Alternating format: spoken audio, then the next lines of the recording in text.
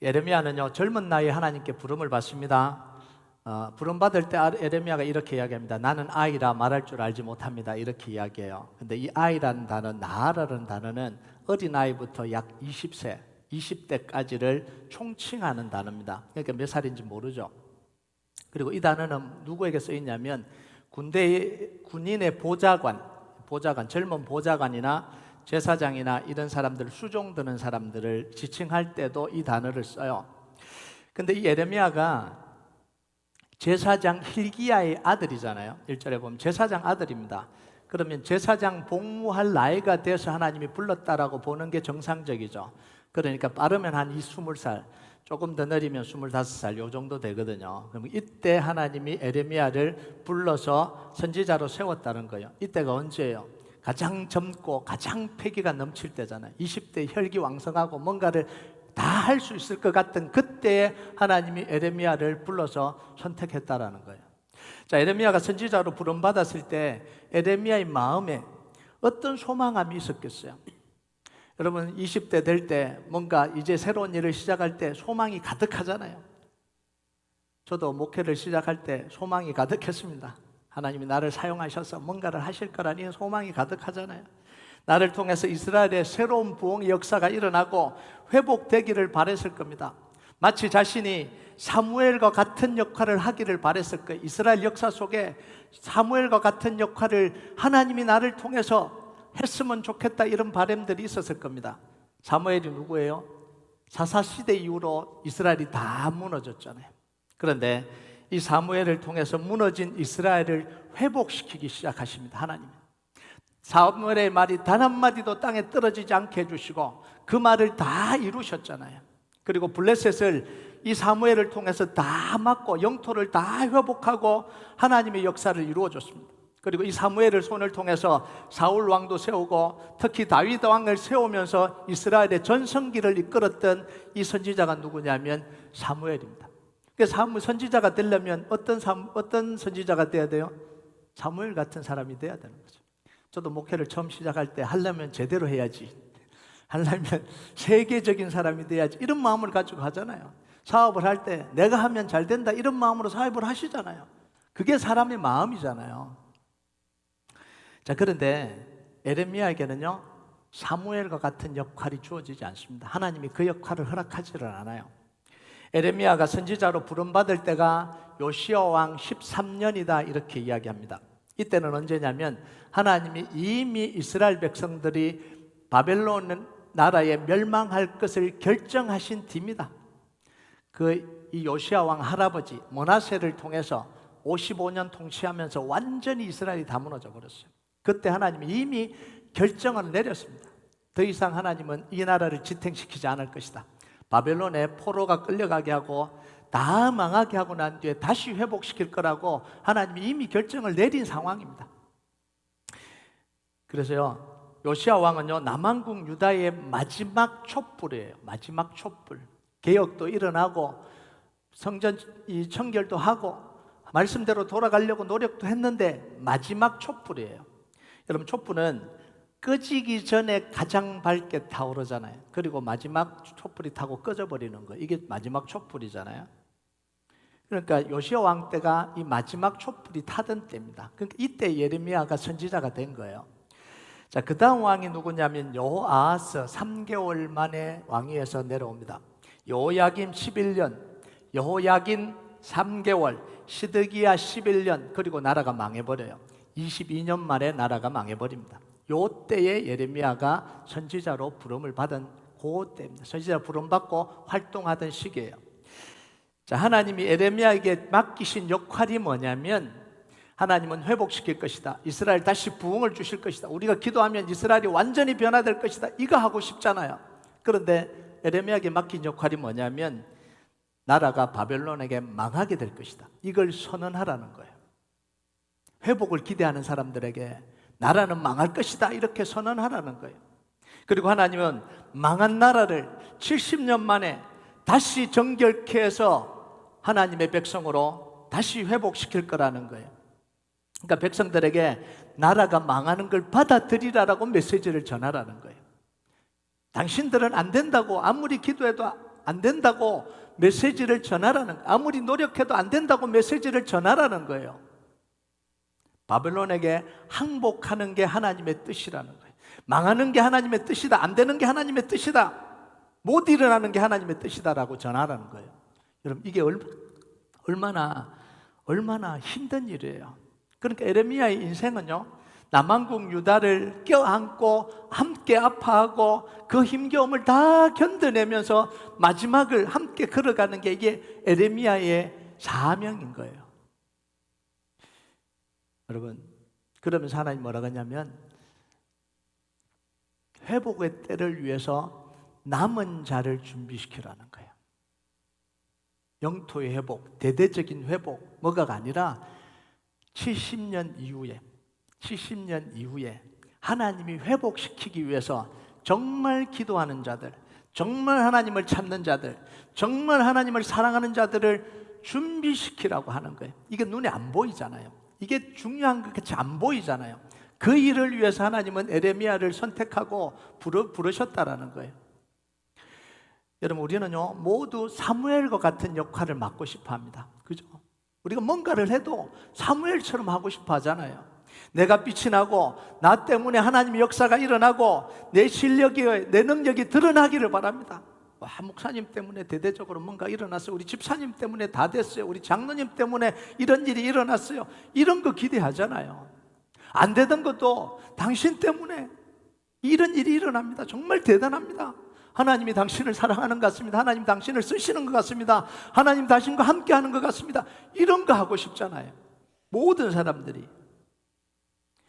사실 요시야 왕이 꿈꿨던 게 이런 거거든요. 요시야 왕은 8살에 왕이 됩니다. 그리고 16살 때부터 하나님을 찾기 시작해요. 참 이것도 참 신기해요. 자기 할아버지가 55년 동안 우상 숭배를 하고 다 죽어버렸어요. 그것도 이스라엘 역사에서 최악으로 다 치달았어요. 아몬도 역시 마찬가지고 짧게 살다가 죽었는데, 그런데 이 요시야가 하나님을 이 어릴 때부터 찾기 시작했다라는 게 이게 참 신기한 거예요. 그런데 정말 우리가 이해할 수 없는 일을 하나님이 이루시는 거죠. 자, 16살 때부터 하나님을 찾기 시작했고요, 20살 때부터는 본격적인 개혁을 시작합니다. 성전을 수리를 하고 우상을 다 철폐를 하고 하나님을 향한 예배를 다시 회복하기를 원합니다. 이스라엘의 회복과 부흥을 꿈꾸기 시작한 거예요. 다윗의 영광을 꿈꾸기 시작한 겁니다. 그러면서 26살 때는요, 성전을 수리하면서 말씀 두루마리를 발견합니다. 이사야서 두루마리를 발견하면서 이 기대치가 최고조에 달해요. 아, 하나님이 이제는 드디어 일하시겠구나. 다윗의 영광을 회복시키겠구나. 다윗의 영광을 재현시키고 싶어 합니다. 그래서 북쪽으로 영토를 확장해 가기 시작합니다. 전쟁을 하기 시작합니다. 그런데 거기까지예요. 거기까지. 이때 하나님이 에레미야 선지자를 보내서 예언하기 시작합니다. 요시야는 지금 다윗의 영광을 꿈꾸고 있는데 하나님은 에레미야를 보내서 그 시대의 사람들에게 예언을 합니다. 그럼 예언을 해서요, 요시야 왕과 함께 다윗의 영광을 회복할 것이다라는 메시지를 선포하고 적들을 무너뜨리고 영토를 회복할 거다라고 메시지를 선포하면 얼마나 좋았을까요? 얼마나 좋았겠어요. 그런데 하나님은 에레미야를 통해서 선포하게 하신 말씀은 그 말씀이 아닙니다. 정반대의 말씀을 선포하라, 이렇게 이야기를 해요. 한번 볼까요? 에레미야 1장 15절 같이 읽겠습니다. 시작. 내가 북방 왕국들의 모든 족속들을 부를 것인즉 그들이 와서 예루살렘 성문 어귀에 각기 자리를 정하고 그 사방 모든 성벽과 유다 모든 성읍들을 치리라. 여호와의 말이니라. 예루살렘의 영광이 임하고 회복이 되고 완전히 하나님께서 다시 일으킬 거라는 예언을 하는 게 아니라 완전히 무너질 거라는 예언을 하게 하시는 거예요. 자, 그럼 우리가 이런 생각을 하게 하잖아요. 하나님은 더 이상 부흥을 원치 않으시는가? 하나님 더 이상 회복을 원치 않으시는가? 요시야는 그래도 우상을 제거하고 말씀대로 살려고 하고 하나님 앞에 살려고 하는데 왜 이 요시야를 사용해서 부흥을 일으키지 않냐는 거예요. 하나님은 그럼 이제 더 이상 회복과 부흥은 원치 않으시냐는 거예요. 여러분, 누구보다 간절히 부흥을 원하시는 분이 하나님입니다. 누구보다 간절히 회복을 원하시는 분이 하나님이에요. 그런데 하나님이 생각하시는 이 부흥은 사람들이 생각하는 부흥과는 너무나 거리가 멀다라는 거예요. 아니죠. 다르게 표현해야죠. 사람들이 생각하는 부흥과 회복은 하나님이 생각하는 것과는 너무나 거리가 멀었다라는 거예요. 자, 요엘서 2장 12절과 13절 한번 볼까요? 같이 읽겠습니다. 이게 하나님의 마음이에요. 같이 읽겠습니다. 시작. 여호와의 말씀에 너희는 이제라도 금식하고 울며 애통하고 마음을 다하여 내게로 돌아오라 하셨나니 너희는 옷을 찢지 말고 마음을 찢고 너희 하나님 여호와께로 돌아올지어다. 그는 은혜로우시며 자비로우시며 노하기를 더디하시며 인애가 크시사 뜻을 돌이켜 재앙을 내리지 아니하시나니. 하나님이 생각하는 부흥은 외형과 규모가 아니라는 이야기입니다. 그런데 수백 년 동안 이스라엘은 뭘 꿈꿨냐면 외형과 규모를 꿈꾼 거예요. 다윗 시대의 그 영광을 꿈꾸고 있었던 거예요. 그래서 회개도 해보고 집회도 해보고 모이기도 해봤습니다. 수백 년 동안 반복하면서. 그런데 그 반복을 하면서 이스라엘은 계속 무너져 내렸어요. 계속. 진짜 하나님을 찾는 자들을 일으키시는 게 하나님이 원하시는 회복과 부흥입니다. 진짜 기도하는 자들을 일으키는 게 하나님이 회복과 부흥을 원하시는 거예요. 정말 하나님의 약속의 말씀을 붙들고 그걸 성취되기 위해서 기다리는, 기도하는 사람들을 일으키는 게, 그게 하나님이 그 시대 가운데, 모든 시대 가운데 하나님이 기대하고 바라시는 회복과 부흥입니다. 진정으로 예배하는 사람들, 목적으로 예배하는 사람들이 아니라 진짜 구원받은 기쁨으로 그 예배가 삶이 되고 그 기도가 삶이 되어서 하나님과 함께 살아가는 사람들이 일어나는 그 부흥을 하나님은 일으키시기를 원하고 기대하는 거예요. 아멘. 여러분 하나님이 일으키신 부흥을 보세요. 두세 사람이 진짜 내 이름으로 기도할 때 하나님은 그곳에 역사하시겠다고 약속하시잖아요. 하나님을 찾는 자들 5명만 있으면, 그 도성에 진짜 하나님을 경외하는 사람 10명만 있으면 하나님이 그 도성을 면하지 않겠다고 하나님이 하시잖아요. 약속을 붙들고 기도했던 120명의 사람들, 정말 소수죠. 몇백만 명에 비하면, 유대인들에 비하면 정말 120명의 이름도 없는 그 다락방에 모여서, 예루살렘 성전이 아니라 그 구석에 있던 그 다락방에 모여서 하나님이 약속하신 그 약속을 붙들고 오로지 기도할 때 하나님의 역사가 일어났습니다. 3,000명이 회개하고 돌아왔죠. 여러분, 모이고 대단한 일이 일어나는 건 하나님이 일으킨 결과예요. 사람들이 모인 게 아니라. 여러분, 3,000명을 우리가 자꾸 보는데요, 5,000명이 회개하고 이렇게 한 걸, 이걸 보는데 이건 사람들이 일으킨 게 아니에요. 사람들이 한 게 아니에요. 사람들이 한 건 두세 사람으로 내 이름으로 모여서 기도한 거예요. 120명의 기도의 사람들이, 그 사람들이 다락방에 모여서 기도한 거예요. 이게 사람들이 한 거고요. 3,000명은 하나님이 일으키신 거고 5,000명은 하나님의 역사예요. 네. 여러분, 사람들이 주목하지 않는 곳에서 부흥이 시작이 됐습니다.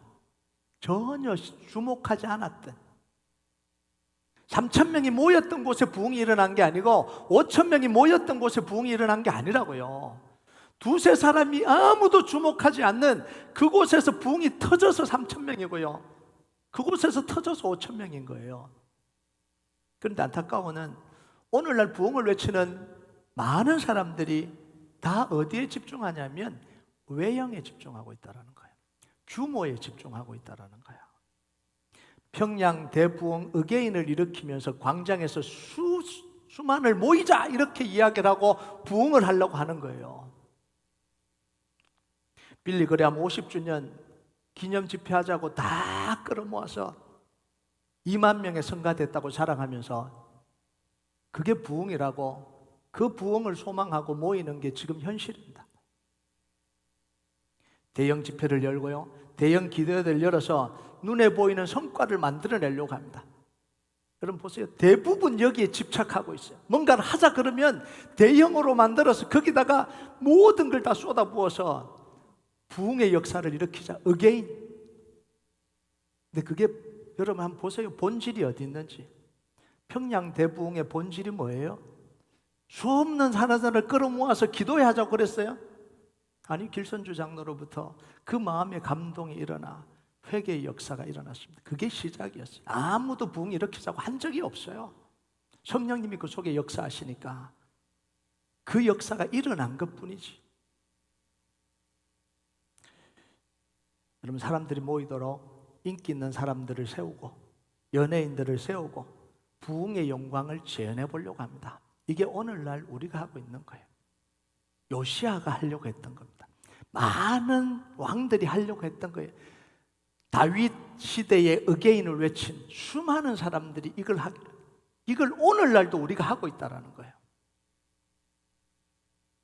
그래서 사람들을 모으고 동원하면 부흥이 일어난 것처럼. 여러분, 그렇게 해서 부흥이 일어나면 얼마나 쉽겠어요. 단 2시간 만에 사람들을 다 모아놓고 찬양 뜨겁게 하고 연예인들이 나와서 간증하고, 그래서 부흥이 일어난다면 대한민국 부흥 너무 쉬워요. 전 세계 부흥 일으키는 건 너무 쉽지 않겠어요?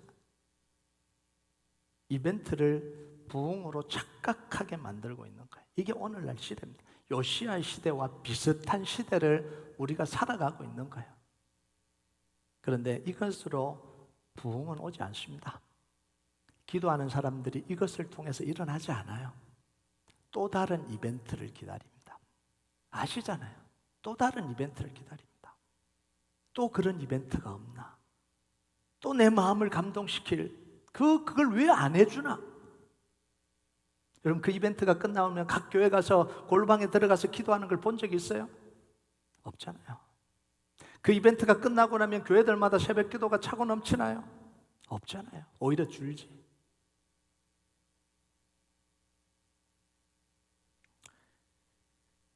아즈베리의 부흥 역사를 일어났을 때 제가 제일 싫어했던 게 뭐냐면 우리도 하자는 거예요.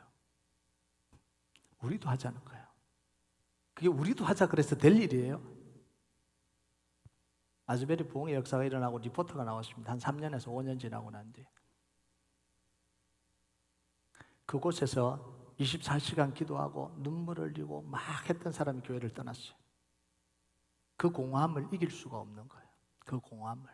뭔가 대단한 게 자기 인생 속에 일어날 거라고 생각했는데, 그렇게 하면 뭔가 확 달라질 거라고 생각했는데 없더라는 거예요. 그걸 견디지 못한 사람들, 뭐 다는 아니죠. 그런 사람들이 생겨나요. 그 아즈베리 부흥운동 한다고 차를 대절해서 갔던 교회들이 오히려 숫자가 줄어버렸어요. 그곳에 참여하겠다고 갔던 숫자들이 줄어버렸어요. 근데 놀라운 게 뭔지 아세요? 그곳에 한 번도 가지 않은 교회들이 부흥하기 시작했습니다. 그곳에 관심을 가지지 않았던 교회들이 부흥하기 시작했습니다. 이게 아즈베리 부흥운동이 일어나 우리가 소위 저는 부흥이라고 보고 싶지도 않지만 물론 그건 하나님이 하실 일이죠. 그곳에 가지 않았던 그냥 로컬 교회에서 기도하고 하나님을 사랑하고 말씀으로 세웠던 교회들이 부흥하기 시작했습니다. 이게 리포트로 나와요. 여러분, 교회가요 어떻게 하다 보니까 유명인들의 놀이터가 되어가고 있어요. 이제는 말씀으로는 모이지 않고 유명인들이 불러야 모이는 유명인들의 놀이터가 되어가고 있고요, 정치인들의 놀이터가 되어가고 있어요. 그럼 지금 우리 시대에 필요한 건 대형 집회가 아니에요. 이벤트가 아닙니다. 정말 복음을 알고 기도하는 사람들이 필요한 때입니다. 정말 하나님을 만남을 가지면서 하나님과 함께 교제하고 살아야 되기 때문에 엎드려 기도하는 그 기도하는 사람들이 필요한 거예요. 지금은요 드러내보놓고 죄를 과시하는 게 아니라 남은 자들을 세워야 될 때입니다. 정말 하나님의 언약을 붙들고 기도할 남은 자들을 세워야 될 때요. 여러분, 이번 한국 방문을 하면서 6교회에 가서 말씀을 전했습니다. 10명도 안 되는 개척교회로부터 지하 저기 곰팡이 냄새 나는 10명도 안 되는 그 개척교회부터 대형교회까지 수금주일 6번 가서 말씀을 전했어요. 그런데 느낀 게 있습니다. 한국 교회가 문제가 있고 무너진다고 하는데 걔 교회에 가보니까 정말 교회를 세우기 위해서 기도하고 몸부림치는 사람들이 그곳에 있더라고요. 거쳐서 보는 거하고 그 속에서 들어가서 보는 게 너무 달라요. 10명이 모여서 20명이 모여서 정말 하나님의 나라가 임하기를 위해서 몸부림치고 기도하는 사람들이 그곳에 있더라니까. 그곳에요. 그런데요, 한국 교회가 소망이 있다면 그런 사람들 때문에 소망이 있는 거예요. 진짜 한국 교회가 부흥을 한다면 그런 사람들 때문에 부흥을 하는 거예요. 그 기도 때문에 부흥을 하는 거예요. 대형 집회 모여서 몇만 명 모였다고 떠들고 있는 그걸 통해서 부흥이 일어나지 않아요. 그거는요, 무례한 겁니다. 한국 교회에 대해서 무례한 거죠. 마치 자신들이 다 했다고 돈과 세력을 통해서 모은 그것이 마치 자기들이 부흥을 이끌고 있는 것처럼 개교회, 시골교회, 10명도 안 되는 교회 몇 명이 모여서 정말 하나님을 찾고 그 맨바닥에 무릎 꿇고 기도하는 그 사람들을 무례하게 대하는 거죠. 여러분, 우리가 기도의 숲 만들기 프로젝트를 하자는 건요, 진짜 기도하는 사람들을 세우자는 거예요. 우리가 진짜 기도하는 사람이 되자는 거예요. 근데 우리가 가끔씩 이 프로젝트하라 그러니까 기도를 하는데 자기는 안 세워요. 하나님 많이 보내주셔서 기도하는 자리가 찼으면 좋겠습니다. 나는 기도 안 해. 나는 기도 안 해요. 이게 문제예요. 이게 내가 기도로 살아야 되는 거잖아요. 내가 기도하면서 하나님을 만나야 되잖아요. 정말 하나님, 내 문제를 하나님과 씨름하는 내가 기도의 사람이 되잖아요. 내가 기도의 증거가 되어야 되잖아요. 그 문제를 통해서 내가 기도하면서 하나님의 역사를 경험해야 되잖아요. 이게 본질이에요. 이게 본질이잖아요. 여러분, 그래서 우리가 지금 기도의 숲 만들기 프로젝트를 하자는 건 뭐냐면 우리 이 성전에서 하나님을 만나자는 거예요. 저와 여러분이 하나님을 만나자는 거예요. 이곳에 기도의 틀을 닦자는 거예요. 우리가 사람들을 끌어모으는 게 아닙니다. 하나님이 하시도록 우리가 두세 사람이 되고 오로지 기도하는 사람이 되어서 이곳에 하나님이 임재하시도록, 하나님이 역사하시도록 기도의 집을 만들자라는 겁니다. 아멘. 여러분, 모든 왕을 포함해서 모든 사람들이 부흥과 회복을 외치고 다윗왕 시대의 영광을 회복하고자 할 때 그게 아니라고 외친 에레미야가 얼마나 외로웠겠어요.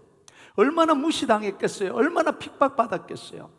지금도 마찬가지입니다. 대형 집회 함께 하는 게 좋은 거죠. 그죠? 그곳에 함께 하는 게 좋은 거죠. 빛나잖아요. 근데 그게 아니라고 외치는 게 외로운 거예요.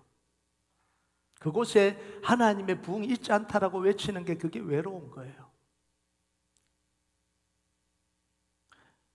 여러분, 에레미야가 왜 이런 역할을 맡았을까요? 부흥한다, 함께한다, 우리 세우자, 다윗의 영광 어게인 같이 외쳐주면 다 좋잖아요.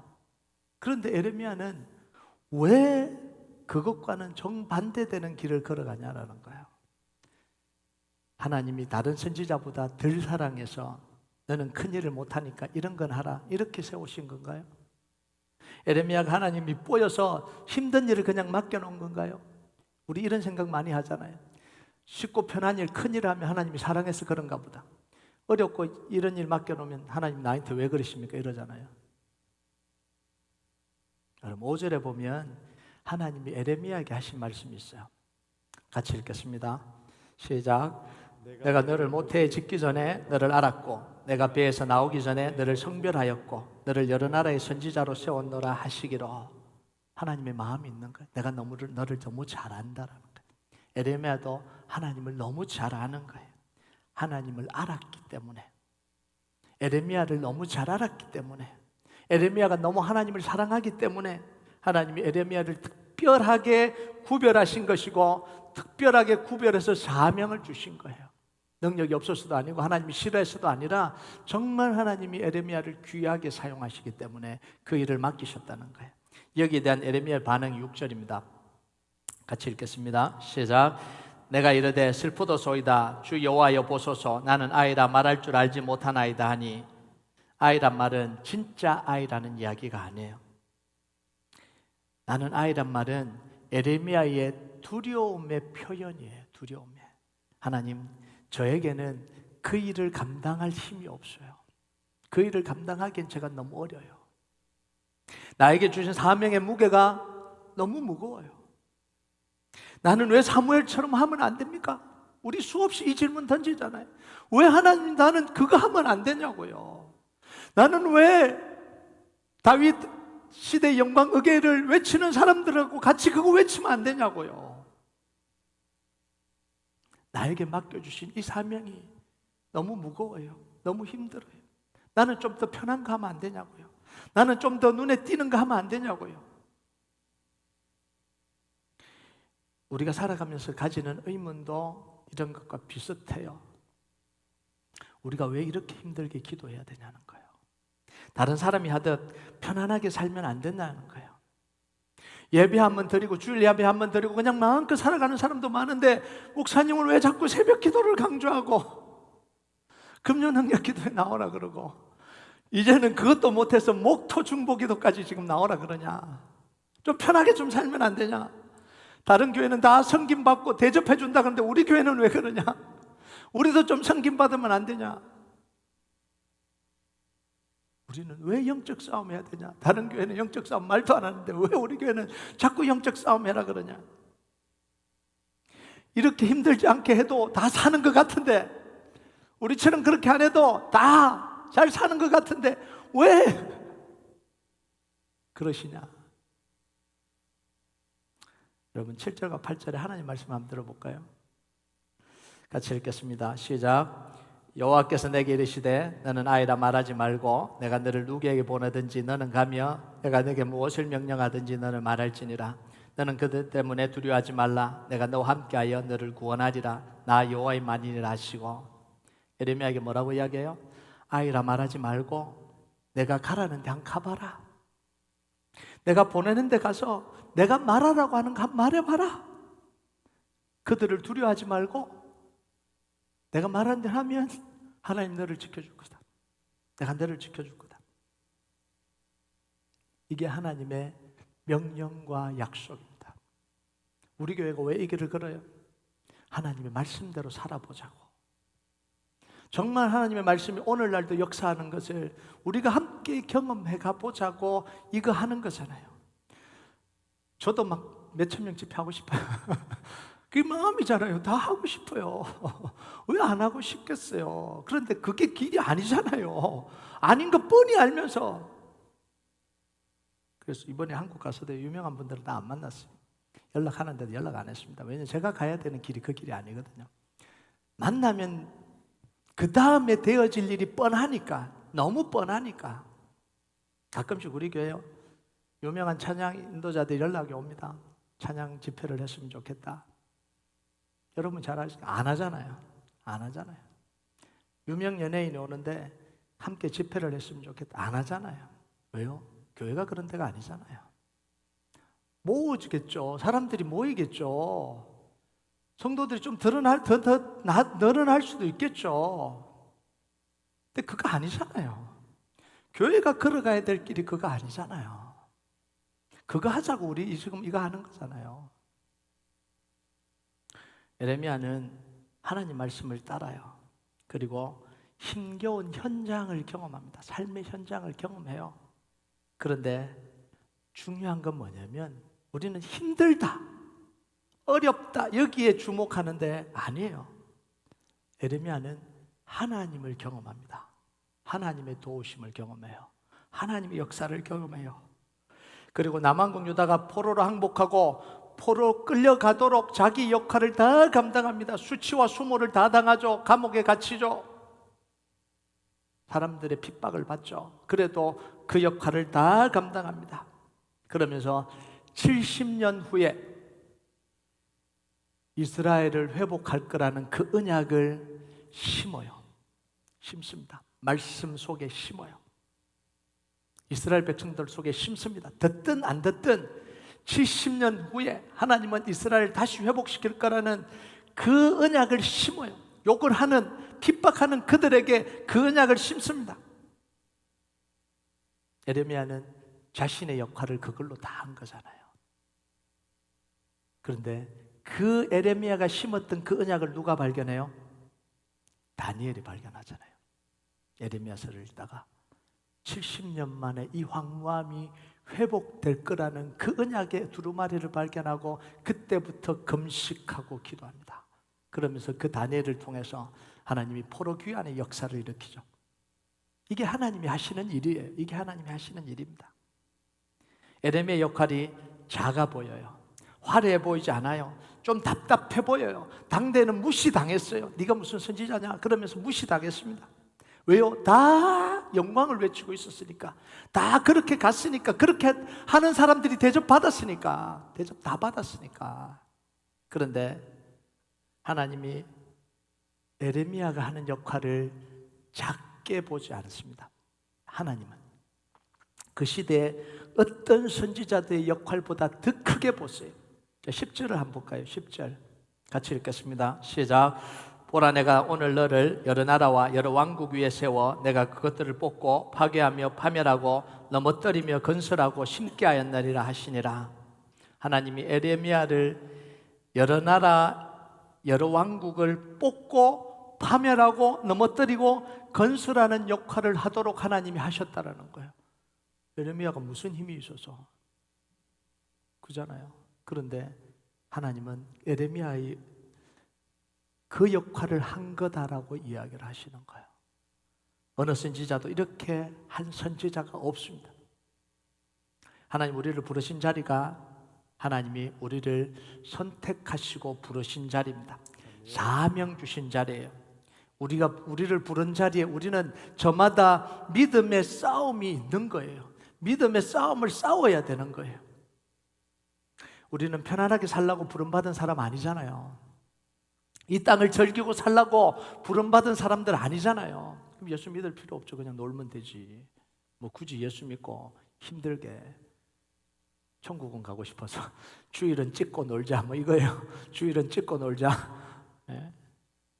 여러분 우리는요 말씀대로 살라고 부름받은 사람들입니다. 말씀대로 살라고 영적 싸움하면서 하나님 나라 이루라고 부름받은 사람들입니다. 여러분 다른 사람들처럼 살려고 하지 마세요. 내게 주신 믿음의 싸움을 싸워갔어요. 여러분의 주신 그 가정에서 믿음의 싸움 싸워갔어요. 우리 가정은 왜 이래? 그러지 말고요. 그 자리가 믿음의 싸움 싸우라고 주신 자리예요. 여러분이 맡은 그 직분의 자리가 믿음의 싸움 싸우라고 주신 자리입니다. 기도하는 가운데 하나님이 하라고 하시는 거 하세요. 남들이 하는 거 좋아 보이는 거 따라하지 마시고요. 아 나도 저거 해야지 그러지 마시고 하나님이 나를 그 부르신 그 자리에서 하나님이 하라고 하는 거 해보세요. 하나님이 말하라고 하는 거 말해보세요. 하나님이 함께 하시고 구원해 주시고 하나님을 경험하게 하십니다. 아멘. 여러분 예수님이 갈릴리 호숫가 베드로를 찾아갑니다. 무너진 베드로를 찾아가요. 시리에 빠진 베드로를 찾아가요. 그러면서 다시 세워주시고 사랑해 주시고 사명의 자리로 부르시죠. 내 양을 먹이라, 내 양을 치라. 이때 베드로가 예수님께 물어봅니다. 예수님, 요한은 어떻게 됩니까? 제 요한은 좀 쉬운 것 같아서 요한은 저 보니까 뺀질거리고 쉬운 것만 하는 것 같은데 저 요한은 어떻게 되냐 이렇게 물어보잖아요. 이렇게. 근데 하나님 예수님 뭐라 그래요? 그 요한이 어떻게 되는지 네가 왜 신경을 쓰냐? 네가 왜 신경을 쓰냐? 그 신경 쓰지 말고 네 일이나 하라는. 너 부르심 받은 일이나 하라는 거예요. 우리는 자꾸 요한을 물어봐요. 하나님 다른 사람은 왜 저래요? 나는 이런데 다른 사람은 왜 저래요? 그거 물어보지 말라는 거예요. 다른 사람은 저렇게 하는데 왜 나만 이거 해야 돼요? 왜 나만 이렇게 살아야 돼요? 근데 하나님 뭐라 그러냐면 네가 특별하니까 그걸 부르심을 받은 거예요. 우리가 특별하니까 하나님 우리를 개인적으로 부르신 거죠. 선택해서 부르신 거예요. 그 자리가 가장 적합하기 때문에 우리를 가장 사랑하기 때문에 그곳에 있어서 하나님이 이를 감당하라고 그걸 불러주신 겁니다. 그곳에서 하나님의 은혜를 발견하고 믿음으로 살아가는 게 우리가 살아내야 될 삶입니다. 여러분 다른 사람 인생을 모방하며 살지 말고요. 여러분의 인생을 사시기 바랍니다. 여러분을 부르신 자리를 특별하게 만드시기 바랍니다. 대부분 사람들이 자기에게 부른 자리를 좋아하지 않아요. 더 큰 게 있는 것 같아요. 더 좋은 게 있는 것 같아요. 그러면서 자꾸 평생 아픔을 가지고 살아요. 실패감을 가지고 살아요. 그런데요, 여러분의 부르신 자리를 특별하게 만들어 가셔요. 아, 최고의 자리구나. 최고의 부르심이구나. 지금 우리 교회는요, 하나님이 주신 역할은, 지금은 명백하게 주신 역할은 기도의 숲을 만드는 거예요. 다른 게 없습니다. 이걸 이루기 위해서 하나님은 여호수아 프로젝트를 강권적으로 이루셨습니다. 안 이루었다면 우리가 어떻게 여기 왔겠어요? 지금 우리는 그 일에 집중을 해야 되는 겁니다. 다른 걸 말하실 때까지는 우리는 그곳에 집중을 해야 됩니다. 여러분, 기도의 숲을 만드는 것에 의미를 찾고 그 안에서 하나님을 만나시기 바랍니다. 다른 거 하려고 그러지 말고요, 기도의 숲 만들기 위해서 그럼 우리가 해야 되는 게 뭐예요? 기도의 자리에 있어야 되는 거잖아요. 내가 새벽에 기도의 자리에 있기를 원하고, 내가 이 금요일날 기도의 자리에 있기를 원하고, 이 프로젝트를 통해서 하나님은 우리 교회도 만들어 가시지만 중요한 건 뭐냐면 나를 어떻게 만들어 가실지를 발견해야 되는 거예요. 하나님 이 프로젝트를 통해서 나에게 주시는 의미가 뭐냐는 거예요. 우리 가정에 주시는 의미가 뭐냐는 겁니다. 그 속에서 하나님을 경험하는 겁니다. 그래서 앞으로 곧 발표하게 될 겁니다. 기도의 숲 만들기 프로젝트를 우리가 어떻게 이루어갈지 이제는 말로 하지 않고 구체적으로 이루어갈 겁니다. 그 이야기는 나중에 할 겁니다. 하나님이 우리가 이 기도의 숲 만들기 프로젝트 우리가 하고 싶어서 한 게 아니잖아요. 하나님이 분명하게 그걸 이루시겠다고 우리에게 언약도 주시고 약속도 주시고 성취하셨잖아요. 그게 뭐예요? 여호수아 프로젝트, 어마어마한 여호수아 프로젝트를 이루어서 제가 한국 가세요. 2,000석이라니까 놀래요. 성도가 몇 명이에요? 그래서 말을 하니까 더 놀래요. 더 놀래요. 네. 말도 안 되는 일을 하나님이 이루신 거잖아요. 그럼 그거 하시겠다면 그럼 우리는 그곳에서 하나님을 경험해야 되는 거예요. 하나님, 생각지도 못한 일을 저와 여러분을 통해서 이루어 가실 겁니다. 그곳에서 하나님을 만나는 역사가 일어나길 주님의 이름으로 축복합니다. 우리가 찬양하도록 하겠습니다. 이 찬양 하나님 앞에 올려드립시다. 따스한 성령님 마음으로 보내 내 몸을 감사하며 주어지는 평안함, 만족함을 느끼네. 부르신 곳에서 나는 예배하네. 어떤 상황에도 나는 예배하네. 내가 걸어갈 때 길이 되고 살아갈 때 삶이 되는 그곳, 하나님을 만나는 그곳에서 우리 예배합니다. 우리 함께 고백하고 찬양하도록 하겠습니다. 따스한 성령님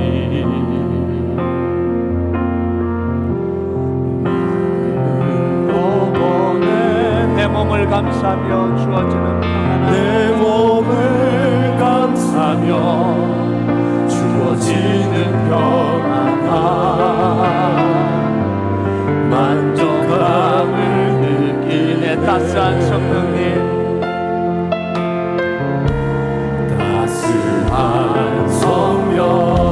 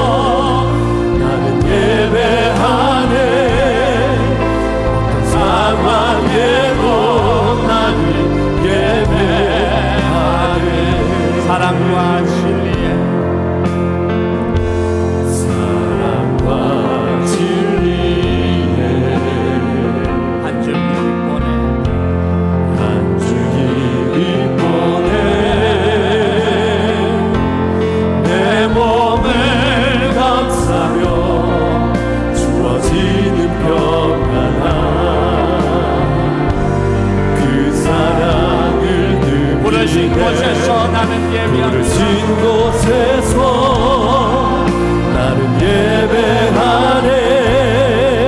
어떤 상황에도 나는 예배하네. 부르신 곳에서 나는 예배하네. 어떤 상황에도 나는 예배하네. 내가 걸어갈 때 길이 되고 살아갈 때 삶이 되는 그곳에서 예배하네. 내가 걸어갈 때 길이 되고 살아갈 때 삶이 되는 그곳에서 예배하네. 부르신 곳에서 나는 예배하네. 어떤 상황에도 나는 예배하네. 부르신 곳에서 나는 예배하네. 어떤 상황에도 나는 예배하네. 부르신 곳에서 예배합니다. 나는 예배하네. 어떤 상황에도 나는 예배하네. 부르신 곳에서 나는 예배하네. 어떤 상황에도 나는 예배하네. 우리 조명 낮춰주시고요. 우리 함께 기도하겠습니다. 하나님, 에레미야처럼 부르신 자리 화려하지 않아도 남들이 다 주목하지 않아도 그 자리에서 사명의 자리에서 예배하고 기도하고 하나님의 사명 감당하기를 원합니다. 믿음의 싸움 싸워가기를 원합니다. 하나님을 경험하기를 원합니다. 하나님 역사하여 주시옵소서. 하나님 함께하여 주시옵소서. 하나님 힘을 주시옵소서. 이 시간 주여 세 번 부르고 간절히 기도하겠습니다. 주여, 주여, 주여. 아버지 하나님 역사하여 주시기를 간절히 바랍니다. 하나님 은혜를 내려주시기를 간절히 바랍니다. 주여 도와주시옵소서. 아버지 하나님 끌어주시기를 간절히 바랍니다. 주님의 은혜로 아버지 붙잡아 주시옵소서. 하나님의 능력의 손으로 잡아주시기를 간절히 바랍니다. 아버지 하나님의 능력의 손으로 주님 어루만져 주시옵소서. 주님 은혜를 내려주시옵소서. 주님 붙들어 주시기를 간절히 바랍니다. 하나님 말씀 안에 아버지 세워주기를 도와주시고 아버지 하나님 우리를 부르신 그 자리 교회의 그 자리에 하나님 있기를 원합니다. 아버지 하나님 그 자리가 아버지 하나님 드러나지 않아도 그 자리가 아버지 하나님 화려하지 않아도 그 자리에 아버지 하나님 집어넣어 주님의 능력의 손으로 도와주시기를 간절히 바랍니다. 아버지 붙들어 주시옵소서. 은혜를 내려주시옵소서. 주님 역사하여 주시기를 간절히 바랍니다. 주여 아버지 믿음의 싸움 싸워가기를 원합니다. 내가 싸워야 될 그 믿음의 싸움을 하나님 그 자리에서 싸워가기를 원합니다. 하나님이 역사하신 것을 기대하며 하나님이 일하신 것을 기대하며 하나님이 말하라는 것을 말하며 하나님이 보내시는 곳에 가며 하나님이 하신 것을 기대하며 살아가기를 간절히 소망합니다. 주님 붙들어 주시옵소서. 은혜를 내려주시옵소서. 우리 가운데 하나님이 역사하실 것을 믿으며 하나님 앞에 살아갑니다. 주여 은혜를 다하여 주시기를 주여 은혜를 다하여 주시기를 간절히 바라오니 주님 인도하여 주시옵소서. 살아계신 하나님 영원 하나님께서 우리에게 하신 일은 나를 통해서 이루어지는 내가 너를 모태로부터 부르고 내가 너를 얼마나 그 자리에 있기를 원하는 하나님의 그 역사하신 그 은혜가 아버지는 우리 속에 하나님 일어날 수 있도록 주님 함께하여 주시옵소서. 주님 붙들어 주시기를 간절히 바랍니다. 아버지 하나님 도와주시옵소서. 주여 도와주시옵소서. 아버지 하나님 아버지를 간절히 기도합니다. 하나님 아버지 하나님 대적 기도하며 하나님 믿음의 싸움을 싸우며 하나님 우리를 통해 하나님의 역사가 일어나기를 원합니다. 나를 통해서 하나님의 일하심이 보여지기를 원합니다. 나를 통해서 하나님의 잃어버린 영혼들이 주님 앞에 돌아오기를 원합니다. 아버지 하나님 정말 하나님 도울려 받게 하여 주시고 주님의 은혜를 열어주시기를 간절히 바랍니다. 아버지 하나님 그 길을 걸어가기가 버겁고 시련을 어렵소 지탱할 수 있는 힘을 날마다 주시옵소서. 아버지 하나님 도와주시기를 간절히 바랍니다. 그래서 하나님 예레미야를 통해서 하나님의 역사가 일어났던 것처럼 하나님 우리를 통해서 하나님의 역사가 일어나도록 주님 인도하여 주시기를 간절히 바랍니다. 주님 문을 주옵소서. 하나님의 역사가 일어나게 해주시기를 간절히 바랍니다. 주여 도와주시옵소서. 주님 도와주시기를 간절히 바랍니다. 아버지 하나님 은혜의 은혜를 다하여 주시고 주님의 능력의 손으로 주님 붙들어 주시기를 간절히 바라오니 주여 도와주시옵소서. 은혜를 베풀어 주시옵소서. 주님이 역사하여 주시옵소서. 주님 도와주시기를 하나님의 능력과 권능과 은혜로 아버지 하나님 앞에 살아낼 수 있도록 주님 붙들어 주시기를 간절히 바랍니다. 아버지 하나님 도와주시옵소서. 우리 지치지 않도록 지치지 않는 마음을 주시고 지치지 않는 힘을 주시고 아버지 하나님 말씀이 내 안에 살아 움직여 정말 아버지 하나님과 믿음의 길을 걸어낼 수 있도록 주님께서 붙들어 주시고 인도하여 주시고 우리 계속해서 기도합니다. 아버지 하나님 우리의 연약한 무릎을 꿇고 기도할 때 기도의 역사가 일어나게 해달라고요. 새벽마다 금요능력 기도회마다 목토 중보 기도마다 기도의 불이 타오르게 하여 주시옵소서. 하나님 두세 사람이 모인 곳 함께 하신다고 하시고 이 제자들과 예수의 어머니와 아우들과 오로지 기도에 힘쓸 때 그곳에 성령의 역사가 일어났던 것처럼 정말 우리가 무릎 꿇게 기도하는 이 자리에 하나님의 역사가 일어나도록 주님 도와달라고 이 시간 주여 한번 부르고 간절히 기도하겠습니다. 주여 아버지 하나님 인도하여 주시기를 원합니다. 살아계신 하나님 능력으로 역사하여 주시옵소서. 은혜를 베풀어 주시기를 간절히 바랍니다. 주여 도와주시옵소서. 우리 가운데 하나님의 능력을 부어주시기를 원합니다. 하나님 예수의 이름 부르는 곳에 하나님의 능력이 나타남을 믿습니다. 예수의 이름 부르는 곳에 주님의 능력의 역사가 일어나는 것을 믿습니다. 주님 인도하여 주시옵소서. 능력으로 역사하여 주시기를 간절히 바랍니다. 주여 도와주시옵소서. 하나님의 은혜를 내려주시기를 간절히 바랍니다. 아버지 하나님의 은혜로 하나님의 역사하심을 따라 믿음으로 하나님 앞에 살아갑니다. 주님 도와주시옵소서. 기도의 역사가 일어나게 해주시옵소서. 새벽마다 아버지 하나님 금요일마다 아버지 목토 중보 기도 때마다 아버지 하나님 이 성전에서 무릎 꿇고 기도하는 아버지 하나님 그 기도에 하나님이 응답하여 주시고 그 기도에 역사하여 주시고 그 속에 하나님의 능력이 임하게 하시고 정말 하나님께서 하나님 우리 교회를 통해서 하나님 부흥의 역사가 일어나도록 성령의 역사가 일어나도록 주님 도와주시옵소서. 주님 붙들어 주시옵소서. 아버지 붙잡아 주시기를 원합니다. 하나님의 능력으로 역사하여 주시기를 간절히 바랍니다. 아버지 하나님 정말 기도의 아버지 응답되는 아버지 만민이 기도하는 집이 되어서 무릎 꿇고 기도할 때마다 이곳에 하나님의 응답이 있게 하여 주시고 새벽에 나와 기도할 때마다 하나님이 응답하여 주시고 아버지 하나님 금요일 나와 기도할 때마다 회복의 역사를 일으켜 주시고 하나님을 만나는 역사가 일어나도록 주님 은혜를 베풀어 주시옵소서. 주님 역사하여 주시옵소서. 주님 붙들어 주시기를 아버지 하나님 그래서 연약한 무릎을 붙들어 주셔서 아버지 우리 연약한 자들이 기도할 때 하나님의 그 권능과 능력의 역사가 아버지 일어나게 도와주시기를 원합니다. 가정이 회복되게 하여 주시고 자녀들이 세워지게 하여 주시며 아버지 하나님 회복되는 역사가 일어나도록 주여 인도하여 주시기를 간절히 바랍니다. 주여 도와주시옵소서. 아버지를 붙들어 주시기를 간절히 바랍니다. 주여 인도하여 주시고 주여 지켜주시기를 간절히 바랍니다. 우리 계속해서 기도합니다. 아버지 하나님 우리 교회 속에 사람이 일으키는 부흥이 아니라 하나님이 역사하시는 부흥이 일어나게 하여 주시옵소서.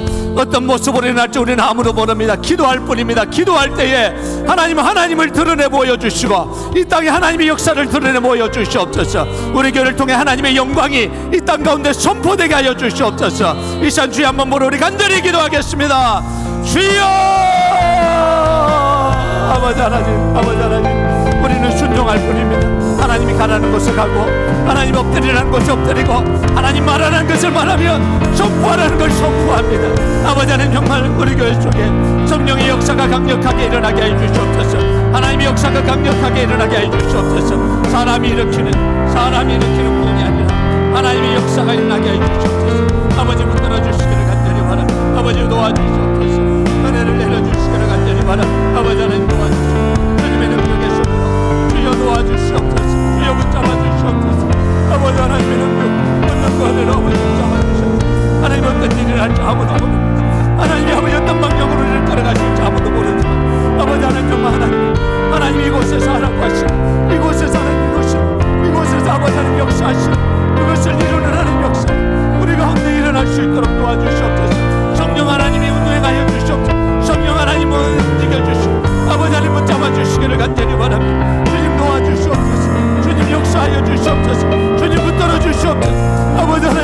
삼아주시기를 간절히 원합니다. 아버지 하나님 도와주시옵소서.